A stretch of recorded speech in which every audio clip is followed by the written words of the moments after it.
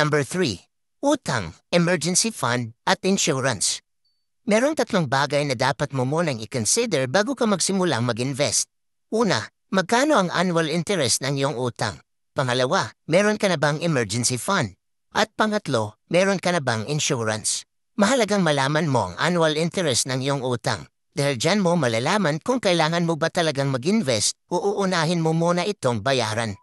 Halimbawa, kung meron kang utang na 50,000 pesos, tapos meron itong annual interest na 20% o 10,000 pesos, mas mabuting unahin mo muna ang pagbabayad ng iyong utang bago ka magsimulang mag-invest. Dahil walang sense kung kumikita ka ng 8,000 pesos sa iyong investment pero nagbabayad ka naman ng 10,000 pesos sa interest ng iyong utang.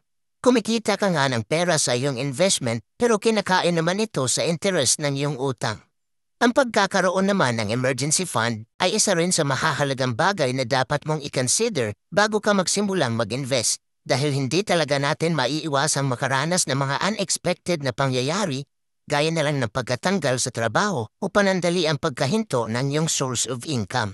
Simple lang ang ideya ng emergency fund. Ito ay pera na dapat mong maipon na katumbas ng iyong 6 months na expenses.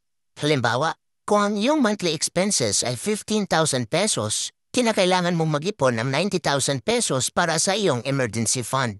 Kapag meron kang emergency fund, mapoprotektahan mo na maayos ang iyong investment dahil kung sakaling nagkaroon ka ng emergency, meron kang personal na pera na magagamit at maiiwasan mo ring galawin ang pera na galing sa iyong investment. Ang pagkakaroon naman ng insurance, especially health insurance, ay isang bagay din na dapat meron ka bago ka magsimulang mag-invest.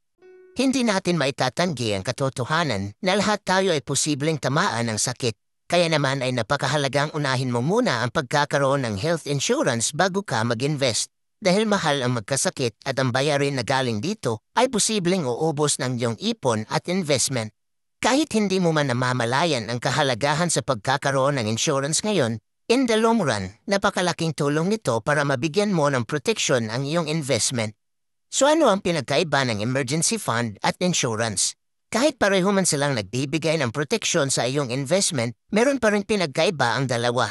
Ang emergency fund ay ang magbibigay protection sa iyo sa short-term emergency at ang insurance naman ay para sa long-term emergency.